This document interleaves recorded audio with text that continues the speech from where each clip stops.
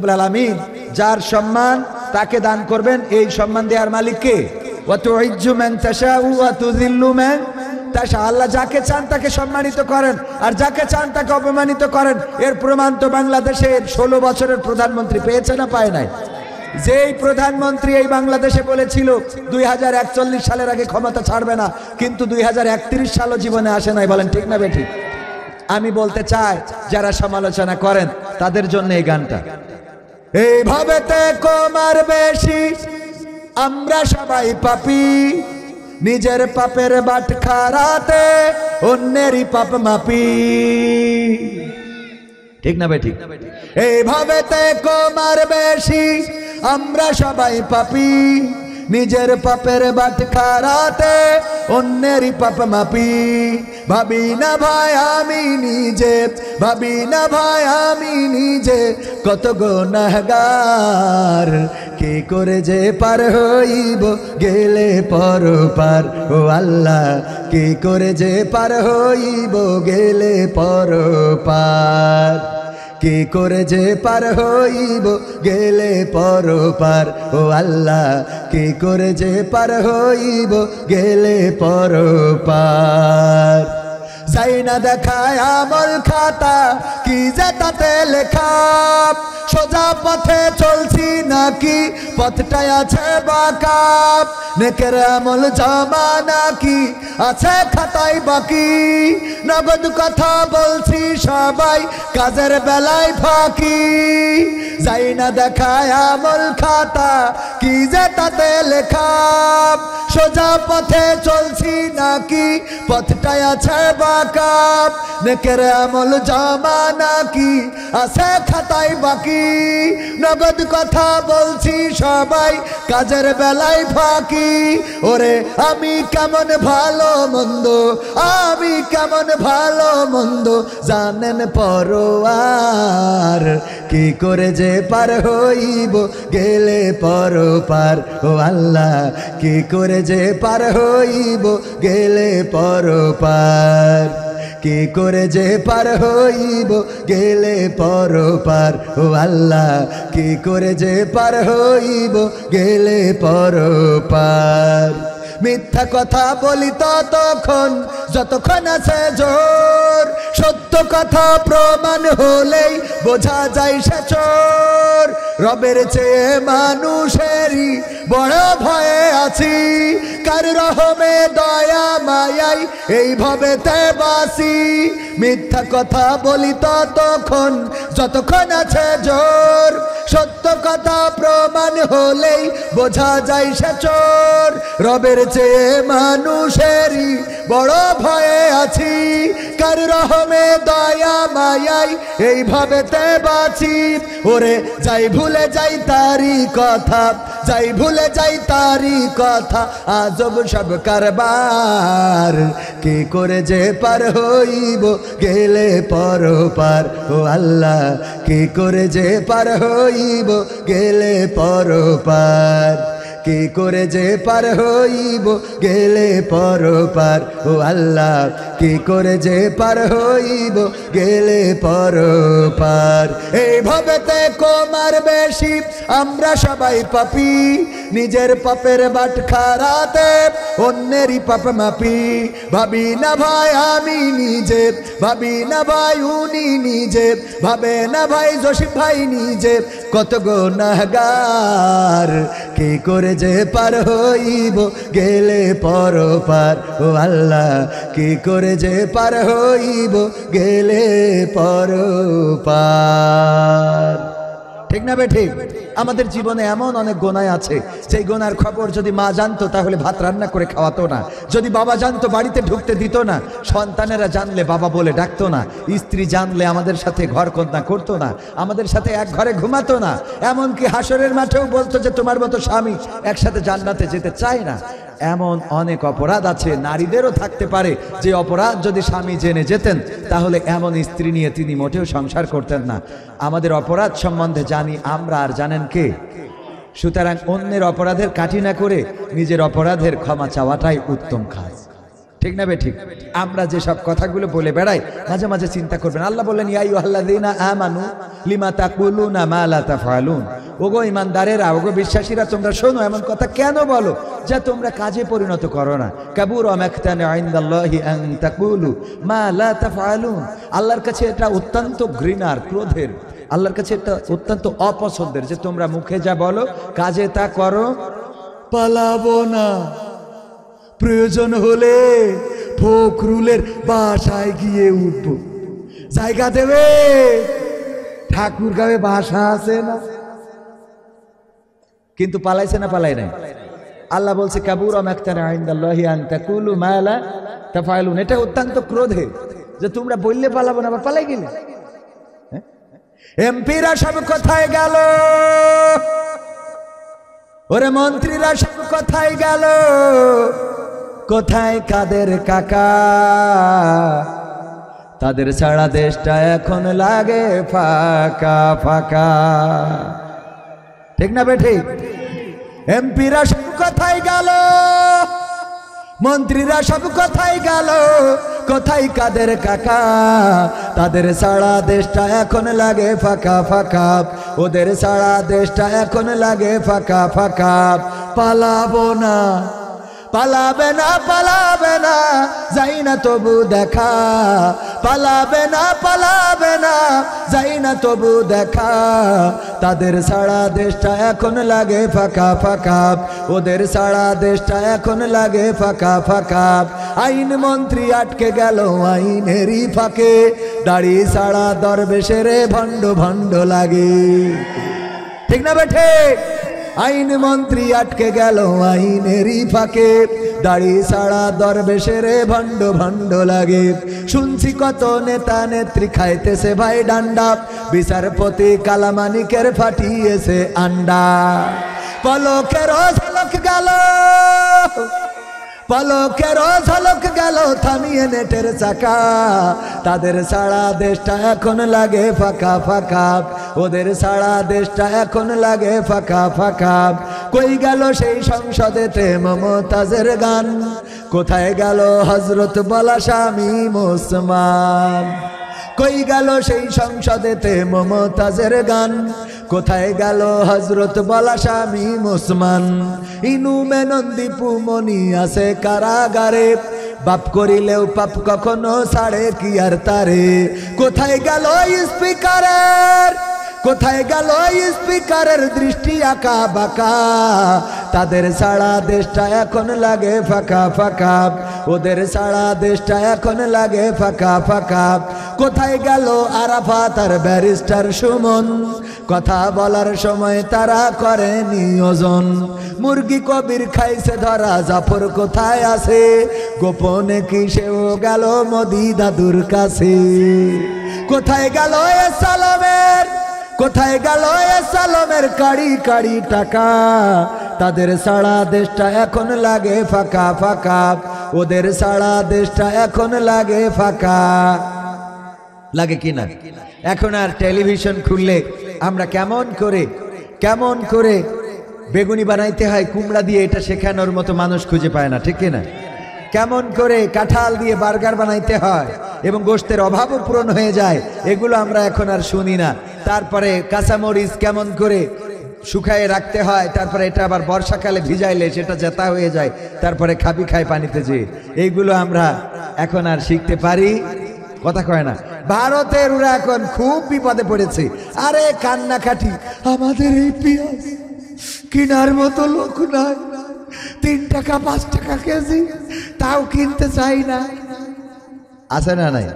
ওই দেখ লাফাই না সাংবাদিক, খালি এ মাথা ও মাথা লাফায় আর বলে হ্যাঁ বাংলাদেশ এই হচ্ছে তাই হচ্ছে, আগা না কাটলে নাকি বের হইতে দিচ্ছে না। কত রকম কথা, অপবাদ, অপপ্রচার। এরপরে ওরে দুঃখ, কয় কি থাকবে না এই বাংলাদেশ? বাংলাদেশ আর থাকবে না, কানে যাবে? বাংলাদেশ তো থাকছিল না, চলে যাচ্ছিল, তো থাক আর না থাক তোকে এরা তো জলে কেন?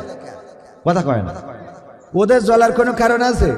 তবে ভারতের যে চাষিরা এই যে পেঁয়াজ আমরা কিনছি না বলে, আমাদের দেশে রপ্তানি করতে পারতেছে না বলে কান্নাকাটি করতেছে যে দাম পাচ্ছি না, তাদেরকে বলবো আমাদের পেঁয়াজ লাগবেও না, কারণ আমাকে নেত্রী শিখাইয়েছে কি করে পেঁয়াজ ছাড়া রাঁধতে হয়। ঠিক না বেঠিক? আমাদের পেঁয়াজ ছাড়া নেত্রী শিখাই গেছে যে কেমন করে পেঁয়াজ ছাড়া রান্না করা যায়। এখন ওই পারে আছে, তোরাও শিখে নে, তোরাও শেখ, মোট পেঁয়াজ লাগাইনো বন্ধ করতে। ঠিক না বেঠিক? আমাদের তো শিখাই দিয়ে নুকেনে গেছে, বোঝো মজা, নিয়ে গেলি কেন? কথা কয় না। আমাদের নেত্রী 16টা বছর আমাদের পদ্মা সেতু দিলে, টানেল দিলে, ফ্লাইওভার দিলে, ওভারব্রিজ দিলে, খুন দিলে, গুম দিলে, সহিংসতা দিলে, মারামারি দিলে, কথা বলার বাক স্বাধীনতা দিলে, নাকি কেড়ে নিলে, সব এত কিছু যিনি করেছে, এত গুণের মালিক আমরা, তার তোরা নিয়ে গেছিস বলে তো আমাদের দুঃখ লাগে। ঠিক না বেঠিক? লাগে না? লাগে না? তোরা নিয়ে গেলি কেন? আমাদের দেশের সম্পদ আমাদের দেশে থাকবে। এই ব্লাউজ কে দিয়েছে? ক্ষমতায় কেউ স্থায়ী হয় না, হোক না সে হাসিনা কিবারে না, চেয়ারটা চিরকাল থাকে না। ক্ষমতায় কেউ স্থায়ী হয় না, মুজিবুর বেশি দিন থাকেনি, জিয়াউর কেউ তো রাখেনি। মুজিবুর বেশি দিন থাকেনি, জিয়াউর কেউ তো রাখেনি। এরশাদ চলে গেছে পৃথিবী ছেড়ে, এরশাদ চলে গেছে পৃথিবী ছেড়ে, কেউ আজ তার কথা কয় না। ক্ষমতায় কেউ স্থায়ী হয় না, হোক না সে হাসিনা কিবারে না, চেয়ারটা চিরকাল থাকে না। ক্ষমতায় কেউ স্থায়ী হয় না, হাসিনা ক্ষমতা ধরে রাখতে আয়না ঘর বানিয়েছিল, জনগণের রোশানলে দাদার দেশে পালিয়ে গেল। হাসিনা ক্ষমতা ধরে রাখতে আয়না ঘর বানিয়েছিল, জনগণের রোশানলে দাদার দেশে পালিয়ে গেল। ডিবি হারুনের পাশে আর, ডিবি হারুনের পাশে আর পরিমণিদের দেখা যায় না। ক্ষমতায় কেউ স্থায়ী হয় না, হোক না সে হাসিনা কিবারে না, চেয়ারটা চিরকাল থাকে না। ঠিক না বেঠে? এই চেয়ার চিরকাল থাকে না।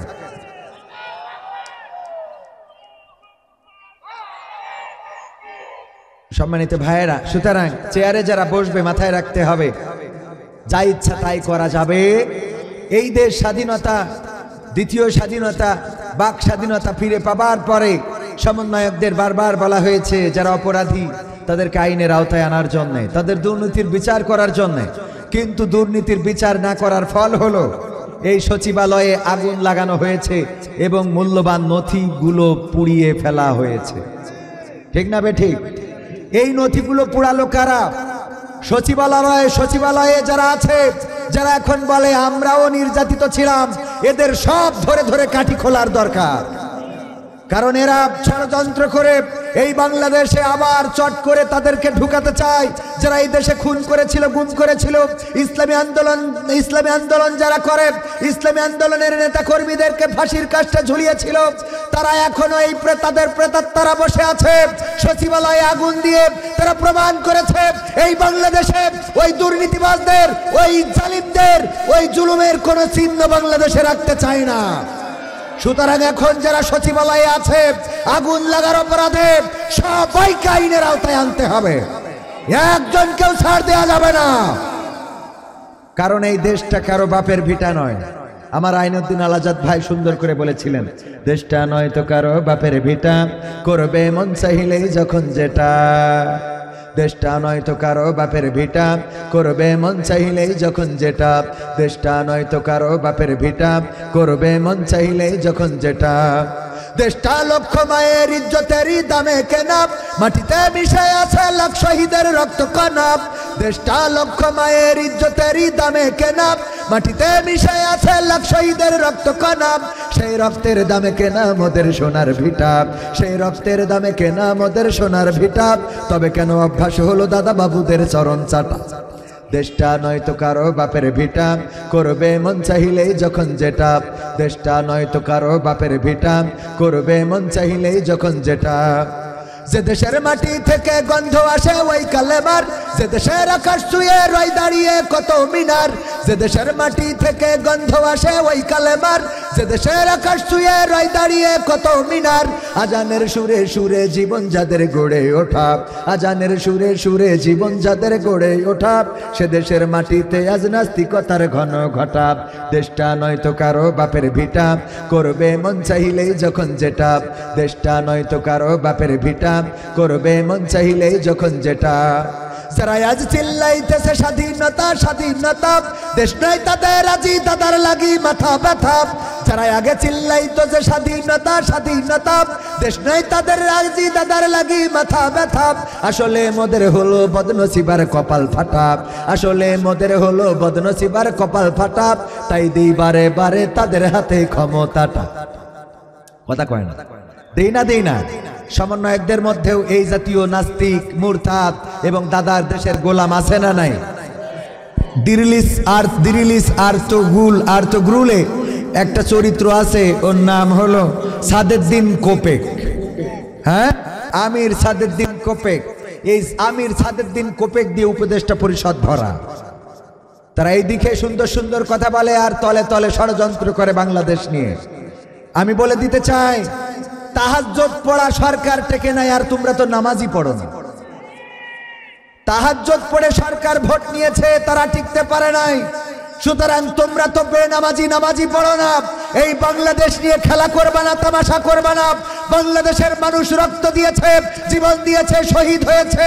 আমার দেশের তরুণ, শিশু, কিশোর, ছাত্র জনতা তাদের স্বপ্নকে ভুলে জালিমের পতন ঘটিয়েছে। সুতরাং এই জুলুম আর বাংলার মানুষ মেনে নেবে না। রক্ত লাগলে আবার দিবে, প্রয়োজন হলে কাপনের কাপড় আবার মাথায় বাঁধবে, আবার আবু সাইদের মতো বুক পেতে দেবে, শান্তর মতো মুগ্ধের মতো মুগ্ধ ছড়াবে। কিন্তু এই বাংলাদেশকে আর জুলুমবাজিদের হাতে তুলে দেবে না। সুতরাং সাবধান, ষড়যন্ত্র করবেন সাদেদ্দিন কোপেকের মতো যদি ষড়যন্ত্র করেন, আর তো গ্রুলের মতো তরবারি আর মাথা ধরে থাকবে না, একেবারে সরাসরি নামাইয়ে দেবে ইনশাআল্লাহ। দেয়া যাবে না? যাবে না, দিতে হবে। কারণ এই রক্তে কেনা দেশ, তিতুমিরের বাংলাদেশ, শাহজালালের বাংলাদেশ, শাহ মাকদুমের বাংলাদেশ, এই মাটিতে তোমরা যা ইচ্ছা তাই করবা, তা হতে দেয়া হবে। নোয়াখালীতে একবার এসে একটা গান গেয়ে জুতো পায়ে দেওয়ারই কায়দা ছিল না। আরে বাবা, সে আগান বাগান দিয়ে সিএনজিতে করে পার করে অনেক আগে। এটা দ্বিতীয় স্বাধীনতার আগের ঘটনা। হ্যাঁ, হোন্ডা করে নিয়ে আসেন, কিন্তু একবার সিএনজিতে করে পার করে দিছিল। যে গানটা গাওয়ার জন্য সেই গানটা একটু মডিফাই করেছি, শোনাবো আপনাদের? শোনাবো? এই গানটা লিখেছিলাম মনে হয় 2014-15-16 দিকে। তার মানে বুঝে নিবেন যে গানটা কি কেমন ছিল, কেন আমার সিএনজিতে করে তাড়াইলো। গণতন্ত্র চিনি না আমি, জানি না গণতন্ত্র, গণতন্ত্র দেখিনি আমি, শুনেছি গণতন্ত্র। গণতন্ত্র শুনেছিলাম, ঠিক কিনা? ঠিক না বে ঠিক? গণতন্ত্র কি আসলে ছিল? চাচা গিয়েছে ভোট দেওয়ার জন্য, যাওয়ার পরে বলতেছে, বাবা আমার নম্বরটা কত একটু দেখে দাও তো বাবা, অনেক কষ্ট করে আসলাম বাবু, ভোটটা দেবো তাই। বলছে, চাচা কষ্ট করে আসলেন, আপনার ভোট তো দিয়া শেষ। কেন বাবু, কি করে শেষ হইল? তা বলছে, আপনি রওনা দিয়েছেন কখন? আমি তো বাবু ফজরের নামাজ পড়েই তারপরে এসেছি। বলছে, আমরা তো সে তাহাজ্জুদ পড়ি কাম ছেড়ে ফেলি। আপনি তো এসেছেন ফজরের নামাজ পড়ি, আমরা তো সে তাহাজ্জুদ পড়ি বাড়াবাড়ি করে ফেলেছি। তাহলে বাবু ভোট দিয়া কি হবে না? না হবে না, আপনি চলে যান। তো চাচা চলে আসছে, আবার ডাক দিয়ে কয় শোনেন, আবার চাষির জন্য এই ঠান্ডার মধ্যে কষ্ট করে পাঠায়েন না আবার। তো বলছে কেন? তোমার চাষি ও কি ভোট দিয়েছে বাবা? বলছে হ্যাঁ, ও তার ভোটও দেওয়া হয়েছে। হ্যাঁ গো, কত বড় জাহেল গো, তার সাথে সংসার করিয়েছি, কত বড় বেঈমান, এত বড় বেঈমান আমি জীবনে কল্পনা করিনি। আল্লাহ, তুমি পরকালে আমার হুর দিলে দিবা, না দিলে না দিবা, কিন্তু এই বউটা যেন আমার সাথে দিবা না। বলছে চাচা কারণটা কি? চাচির পরে এত খেপা কেন? রাগটা কিসের? অভিমানটা কিসের? আরে বাপুরে, আজকে 12 বছর হলো তোমার চাচি মারা গেছে, তা এসে যখন ভোটটা দিয়ে গেছিস, তাহলে আমার একটু দেখে যাবি না আমি ভালো আছি নাকি খারাপ আছি? আমার খোঁজ না নিয়ে ভোটটা দিয়ে চলে গেল, এর সাথে কি জান্নাতে থাকা যায়? কথা কি বোঝা গেছে? কথা কি বোঝা গেল ভাইরা আমার? গণতন্ত্র চিনি নাই আমি, জানি না গণতন্ত্র, গণতন্ত্র দেখিনি আমি, শুনেছি গণতন্ত্র। শুনেছিলাম আমি বাংলাদেশে গণতান্ত্রিক রাজা, যখন যারে মনে চেয়েছে ধরে দিয়েছে সাজা। শুনেছিলাম আমি বাংলাদেশে গণতান্ত্রিক রাজা, যখন যারে মনে চেয়েছে ধরে দিয়েছে সাজা। কাউকে দিয়েছে ফাঁসির দণ্ড, রেখেছে আয়না ঘরে, কাউকে আবার লাশ বানিয়ে ভাসিয়েছে সাগরে। কাউকে দিয়েছে ফাঁসির দণ্ড, রেখেছে আয়না ঘরে, কাউকে আবার লাশ বানিয়ে ভাসিয়েছে সাগরে। করেছে এসব কিসের জোরে? ছিল কি দাদার মন্ত্র? কেমন গণতন্ত্র ছিল, কেমন গণতন্ত্র, গণতন্ত্রের আড়ালে ছিল দাদার ষড়যন্ত্র। কেমন গণতন্ত্র ছিল, কেমন গণতন্ত্র, গণতন্ত্রের আড়ালে ছিল রয়ের ষড়যন্ত্র। শুনেছি আগে নির্বাচনে লাগতো টাকার নোট, দেখেছি আমি ভোট করিতে লাগেনি কোনো ভোট। শুনেছি আগে নির্বাচনে লাগতো টাকার নোট, দেখেছি আমি ভোট করিতে লাগেনি কোনো ভোট। ভোটের আগে পাশ হয়েছে মন্ত্রী মিনিস্টার, লাগেনি মিছিল, লাগেনি মিটিং, লাগেনি তো পোস্টার। ভোটের আগে পাশ হয়েছে মন্ত্রী মিনিস্টার, লাগেনি মিছিল, লাগেনি মিটিং, লাগেনি তো পোস্টার। নির্বাচন কমিশন ছিল ইন্ডিয়ান কোন যন্ত্র। কেমন গণতন্ত্র ছিল, কেমন গণতন্ত্র, গণতন্ত্রের আড়ালে ছিল দাদার ষড়যন্ত্র। কেমন গণতন্ত্র ছিল, কেমন গণতন্ত্র, গণতন্ত্রের আড়ালে ছিল মোদির ষড়যন্ত্র। বিরোধী দল যারা সংসদে ছিল তারা ছিল পোষা ময়না, দেশ জ্বলে পুড়ে হয়েছিল ছাই তবুও তো কিছু কয় না। বিরোধী দল যারা সংসদে ছিল তারা ছিল পোষা ময়না, দেশ জ্বলে পুড়ে হয়েছিল ছাই তবুও তো কিছু কয় না। শাসনে ছিল না সততা নিষ্ঠা, বিচারের ছিল না মান, সংসদে বুঝি তাই শোনা যেত মমতাজের গান। ঠিক না বেঠে? শাসনে ছিল না সততা নিষ্ঠা, বিচারের ছিল না মান, সংসদে বুঝি তাই শোনা যেত মমতাজের গান। বিরোধী দল নাই, ওটা তো ছিল ডিজিটাল ষড়যন্ত্র। কেমন গণতন্ত্র ছিল, কেমন গণতন্ত্র, গণতন্ত্রের আড়ালে ছিল দাদার ষড়যন্ত্র। কেমন গণতন্ত্র ছিল, কেমন গণতন্ত্র, গণতন্ত্রের আড়ালে ছিল মোদির ষড়যন্ত্র।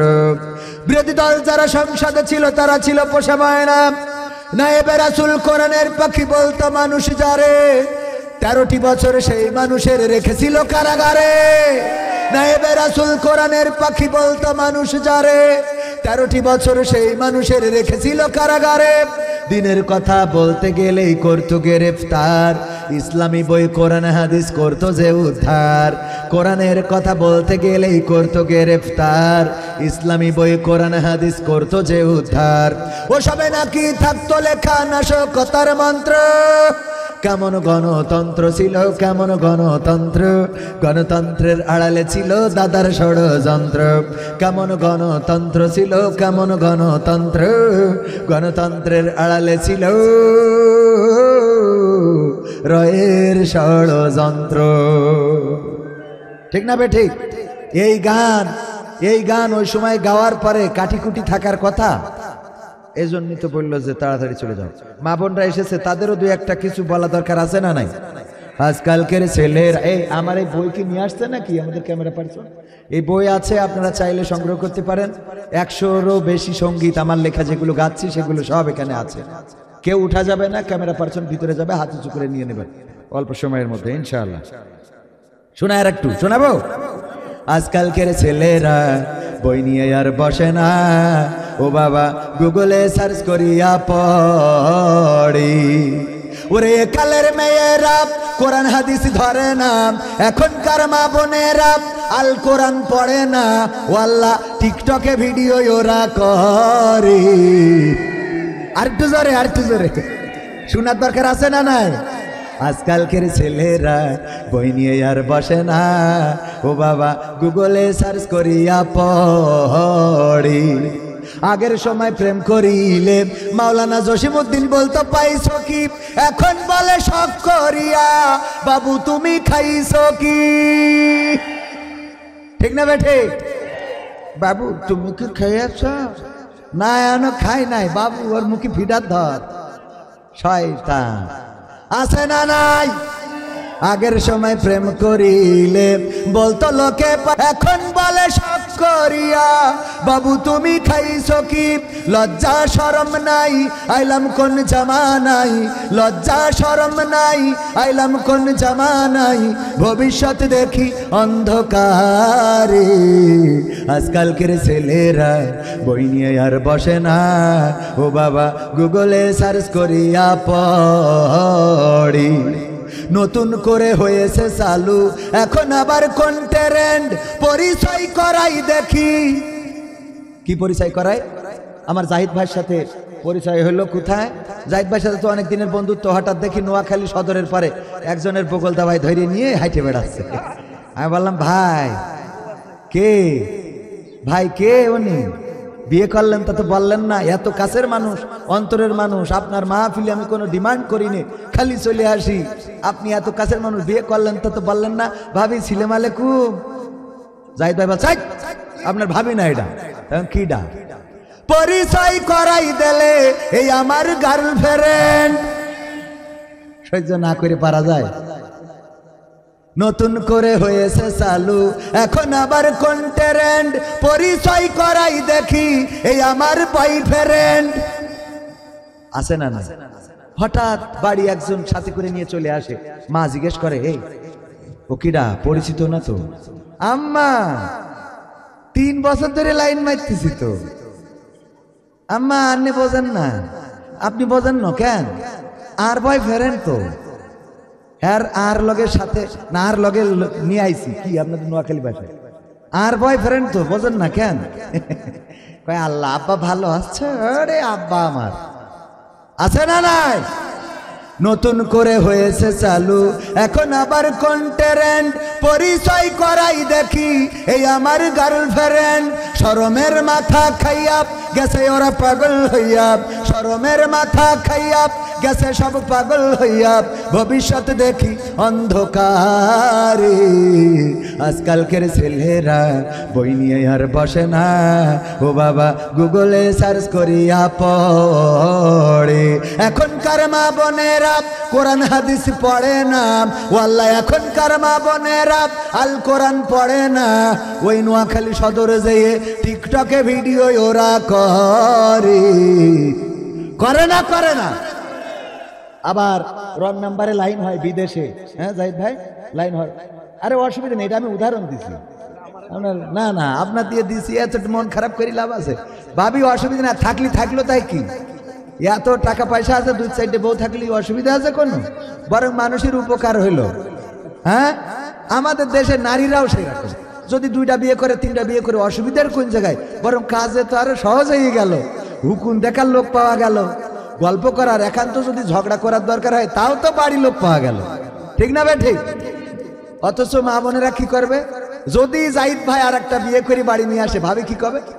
তুমি যদি কারোর সাথে এক রাত থেকে আসতে তা আমার আপত্তি ছিল না, তুমি বিয়ে করলে কি দেখে? ঠিক না ভাই? ঠিক। মানে অন্যায় কর, অসুবিধে নেই, জাহান্নামে যাও, অসুবিধে নেই। ভালো কাজ করা যাবে না, ভালো কাজ করতে দিতে চাই না। ঠিক না বেঠে? এখন থেকে ভালো কাজের প্রতি আমরা সবাই অনুগত থাকবো, আমি বাদে, কারণ ভিডিও আসছে তো আমার আবার ওদিকে যেই কুপান খাওয়া লাগতে পারে। ভয়, শুধু এই জায়গাটার ভয়। এ ভয়ের উপরে কোনো ভয় আছে? একজন সাহস করে 2টা বিয়ে করেছিল, কেস জন্য? মানে মুরব্বী মানুষ, হজ করার টাকা নেই। ভাইয়েরা তো ওই যে হজে নিয়ে যায়, আমাদের ভাই এখানে আছে, তো ভাইও আছে হজ, কি হজ কাফেলা যেন, হ্যাঁ আজিম চৌধুরী হজ কাফেলা, মনে থাকবে তো আপনাদের? মাদ্রাসা আছে আল জাহিদ ইসলামিয়া, আর হজ কাফেলা আছে আজিম চৌধুরী হজ কাফেলা। সব কিছু থাকতে হবে, একজন প্রতিষ্ঠিত মানুষ, মানে সব কিছু প্রয়োজনে একসময় গোরস্থানে থাকবে, মল্লু যেন কবির বিন সামাদ গোরস্থানে।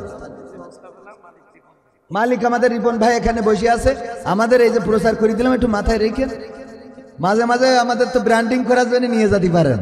আল্লাহ কবুল করুন, বলেন আমিন। তো আজিম চৌধুরী হজ কাফেলা ভাইজান প্রোফাইটার এখানে আছেন।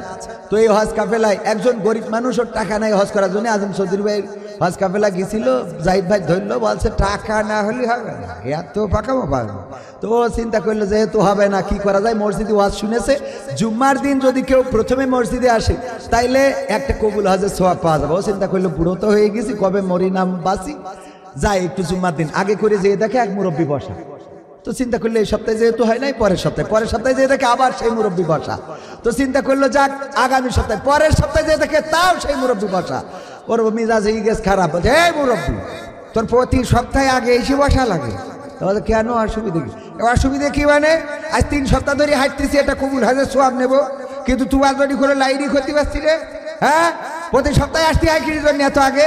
তা বলছে তোমার কি কবুল হজের খুব দরকার? বলছে খুব দরকার। বলছে বিয়ে করতে পারবে একটা? হ্যাঁ তা পারবে। তাহলে একটা বিয়ে করো, তোমার কবুল হজ কটা লাগবে পাবা না। তো ও কষ্ট মষ্ট করে বুড়ো মানুষ একটা গরিব গ্রুপ দেখে একটা বিয়ে করে নিয়েছে। আমাদের অঞ্চলে বলে নিকে করা, দ্বিতীয় বিয়ে।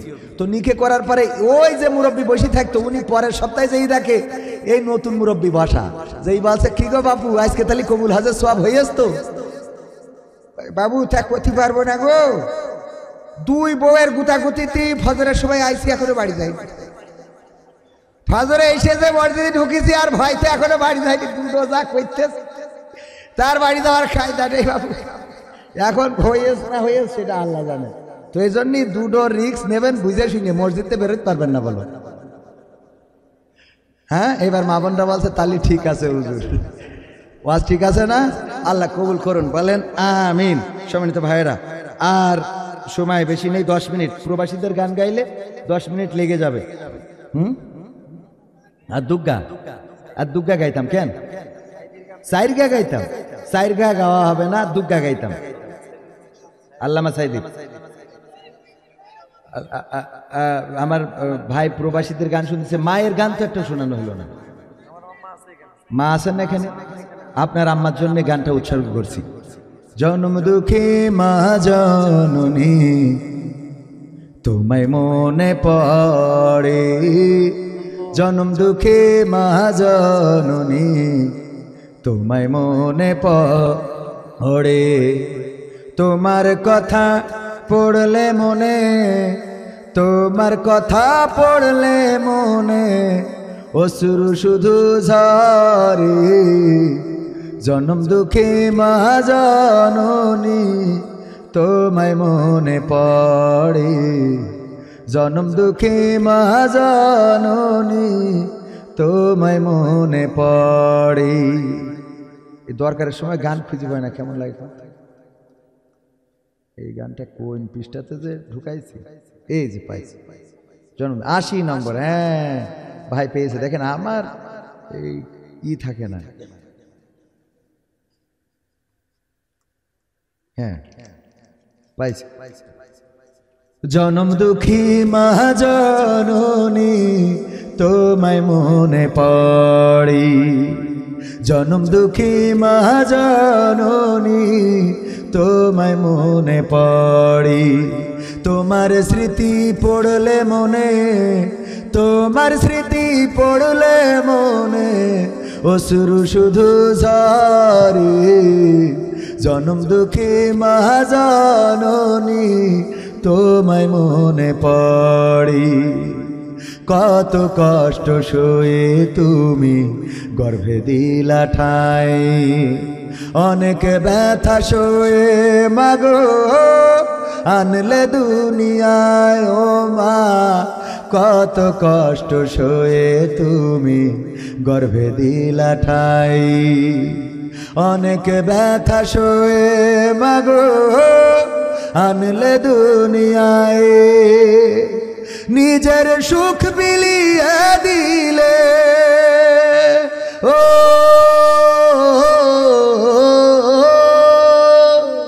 নিজের সুখ বিলিয়ে দিলে আমার সুখের তরি জনম দুঃখে মা জননী তোমায় মনে পড়ে জনম দুঃখে মা জননী তোমায় মনে পড়ে শীতের রাতে তুমি ও মা ভিজা বিছানাতে আদর করে রাখতে আমায় শুকনো জায়গাটাতে মাগো শীতের রাতে তুমি ও মা ভিজা বিছানাতে আদর করে রাখতে আমায় শুকনো জায়গাটাতে সেই তুমি মায়াজকে একা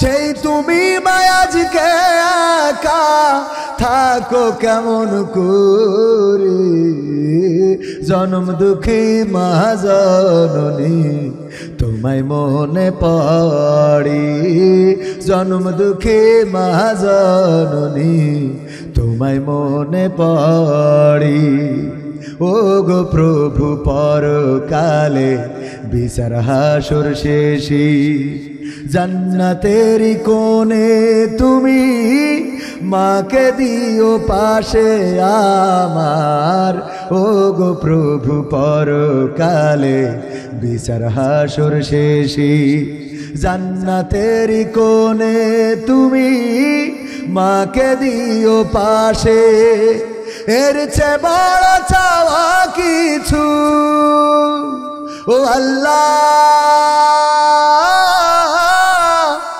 আল্লাহ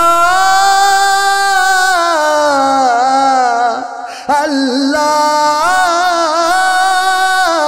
আল্লাহ এর চেয়ে বড় চাওয়া কিছু নাই যে অন্তরে জনম দুঃখী মা জননী তোমায় মনে পড়ে জনম দুঃখী মা জননী তোমায় মনে পড়ে তোমার স্মৃতি পড়লে মনে তোমার স্মৃতি পড়লে মনে অশ্রু শুধু ঝরে জনম দুঃখী মা জননী তোমায় মনে পড়ে মা গো